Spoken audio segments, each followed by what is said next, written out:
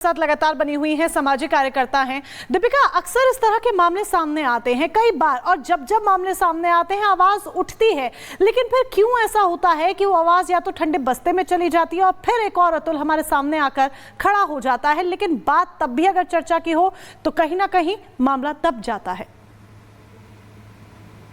तब तक कुछ नहीं होगा जब तक हमारी सरकार इस मुद्दे के ऊपर कुछ कॉन्क्रीट स्टेप्स नहीं लेगी।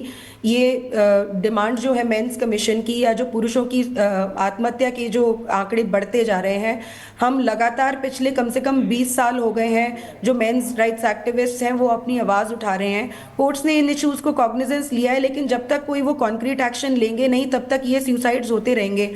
आप मेरे पीछे देखेंगे इंडिया सन्स और मार्टर्स ऑफ मैरिज डॉक्यूमेंट्री के यहाँ पे पोस्टर्स बने हुए हैं। ये असली लोगों की कहानी है।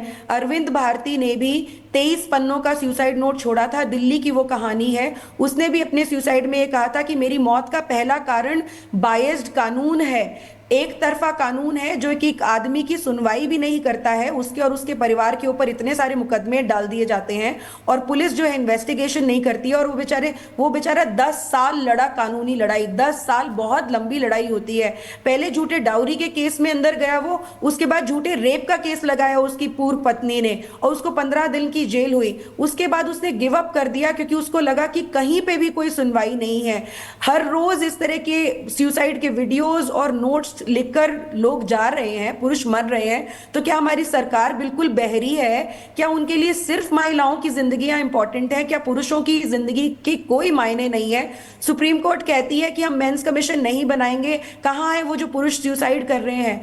अतुल का जो केस है, आई रियली होप कि अब सुप्रीम कोर्ट इसकी सुओ मोटो कॉग्निजेंस ले, क्योंकि कभी भी जब इस तरह का कोई वाकया किसी महिला के साथ होता है तो सुप्रीम कोर्ट ने बहुत बार सुओ मोटो कॉग्निजेंस लिया है। उनको इस केस का भी कॉग्निजेंस लेना चाहिए। वो जज जिसने अतुल से 5 लाख रुपए की डिमांड की थी फेवरेबल ऑर्डर के लिए या उनकी सेटलमेंट कराने के लिए, उनकी पत्नी जो उनसे 3 करोड़ रुपए की डिमांड कर रही थी, जितने भी केसेस उन्होंने फाइल किए थे उसकी एक एक लाइन की इन्वेस्टिगेशन होनी चाहिए कि वो सच था कि झूठ, और अगर वो झूठ था तो उस महिला को लाइफ इंप्रिजनमेंट मिलनी चाहिए। जितने भी लोग रिस्पॉन्सिबल हैं अतुल की डेथ के लिए उनको लाइफ इंप्रिजनमेंट मिलनी चाहिए। और हमारे लॉ मेकर्स को पार्लियामेंट में इस केस को भी, इस मुद्दे को भी उठाना चाहिए। बड़ी अफसोस की बात है, बड़ी जरूरत है उस सिस्टम को सुधारने की जिसमें लूप होल्स हैं, और अतुल ने हिम्मत की। अतुल ने अपनी जिंदगी से वो हताश हो चुके थे। जिंदगी को खत्म करना हालांकि कोई अक्लमंदी वाला डिसीजन नहीं है, लेकिन उन्होंने जिन खामियों का जिक्र किया उस पर तो तुरंत काम होना चाहिए। जी बिल्कुल, और मैं विकास और उनके परिवार के साथ बिल्कुल हूं।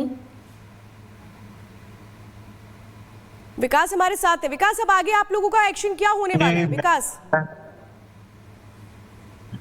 मैम, ये मैं आपके तरफ से कुछ क्वेश्चंस पूछना चाहता हूँ कि मैंने एफआईआर दर्ज करवाया है। एक मैन अगर एफआईआर दर्ज कराता है तो कोई एक्शन अभी तक नहीं हुआ उनके फैमिली के खिलाफ, लेकिन एक महिला, कुछ दिन पहले एक न्यूज आई थी जिसमें एयर होस्टेस कोई महिला ने सुसाइड किया था, और सुसाइड करने के विद इन 24 आवर्स जो है उसके बॉयफ्रेंड को पकड़ लिया गया था, अरेस्ट कर लिया गया था। बट नाइदर मेरे भाई के केस में अभी तक कुछ हुआ है, या फिर एक और कोई केस हुआ था उनके बाद ही हुआ था, उसमें भी मैन ने सुसाइड नोट दिया था, वीडियो जारी किया था 30 मिनट का या कितने मिनट का वीडियो था वो, उसमें भी पुलिस के द्वारा कुछ नहीं किया गया, एक हफ्ते के बाद तक भी कुछ नहीं हुआ। तो क्या ये सिस्टम जो है वो जेंडर बायस्ड नहीं कहा जा सकता? विकास जी, मुझे लगता है कि जो भी आपको इस समय सुन रहे हैं, देख रहे हैं रिपब्लिक टीवी पर, वो ये समझ पा रहे होंगे कि आखिर सिस्टम कितना भ्रष्ट हो चुका है। मेरा आपसे भी सवाल यही है, और क्योंकि दीपिका जी वो भी सोशल वर्कर हैं, उनसे भी मेरा सवाल यही है दोनों से कि अब आगे आपका एक्शन क्या होने वाला है? विकास जी, जिस तरीके से आप कह रहे हैं कि अभी तक कोई एक्शन नहीं हुआ है, तो अब आगे स्टेप आपका क्या होने वाला? और सोशल वर्कर के तौर पर दीपिका जी, आप भी आगे क्या स्टैंड रखेंगे अपना? पहले विकास जी आप बताइए। मैम मेरे भाई ने ऑलरेडी मेल से इस सिस्टम को जागरूक करने के लिए प्रेसिडेंट ऑफ इंडिया को मेल लिख चुका है, सुप्रीम कोर्ट ऑफ इंडिया को मेल लिख चुका है। तो मुझे सिर्फ ये आपके माध्यम से उन लोगों को कहना है कि सुप्रीम कोर्ट इसमें संज्ञान ले कि ये केस कितना जेन्युइन था, कितना फेक था, कितना क्या था, और इस पे जितनी वो इन्वेस्टिगेट करना चाहते हैं उतनी इन्वेस्टिगेट करे कि कौन सही था और कौन गलत था, और जो भी दोषी पाया जाता है उसके खिलाफ जो है स्ट्रिक्ट एक्शंस होने चाहिए, चाहे वो महिला हो चाहे कोई भी हो। वुमन एम्पावरमेंट की बात तो सब कोई करते हैं। मेरा ये जानना है कि वुमन एम्पावरमेंट के साथ साथ क्या वो मेन एम्पावरमेंट की बात सोचते भी हैं या करते भी हैं? एक आदमी की जान कितनी कीमती है, विकास साहब या बहुत फिर बातों वो का शादी जिक्र है और करने ये के बाद बहुत वो दुखद सिर्फ ATM है। मशीन है। इतनी कंप्लेन की गई, फायर हुई, आखिर क्यों नहीं उस पर एक्शन हुआ, ये बड़ा सवाल है। और आज उन सवालों के जवाब हम ढूंढने की कोशिश कर रहे हैं। काश ये वक्त रहते ढूंढ लिए गए होते तो अतुल भी आज हमारे बीच होता। लेकिन किस तरह से वो 1.5 घंटे का वीडियो बनाया गया था अतुल की ओर से, और क्या बातें जो उन्होंने उस वीडियो के जरिए रखी, जो सिस्टम की खामियों को बताती हैं, जो बताती हैं कि कैसे उनको परेशान किया जाता रहा, जरा सुनवाते हैं। मैं तकरीबन 34 साल का हूँ, बैंगलोर में रहता हूँ। आज मैं सुसाइड कमिट करने जा रहा हूँ। तो मेरा मानना है कि अ, मुझे खुद को ही खत्म कर लेना बेस्ट है मेरे लिए, क्योंकि जो मैं पैसे कमा रहा हूँ उसी से मैं अपने दुश्मन को बलवान बना रहा हूँ।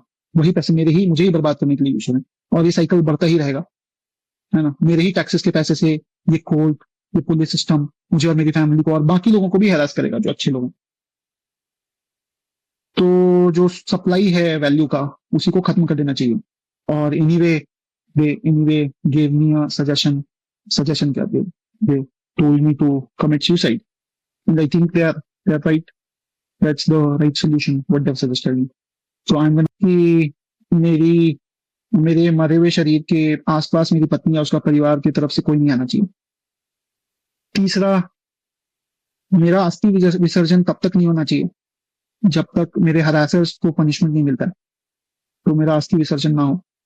अगर इतने सारी चीजें, एविडेंस और सब कुछ होने के बाद भी अगर कोर्ट, ये जज और मेरे बाकी के हरासर्स को पनिशमेंट नहीं देती है और बरी कर देती है, तो मेरा जो अस्थि है वहीं कोर्ट के बाहर किसी गटर में बहा देना चाहिए, ताकि मैं ये जान जाऊं हमेशा हमेशा के लिए, मैं ये अपना लेसन सीखता रहूं कि इस देश में क्या वैल्यू है एक लाइफ की।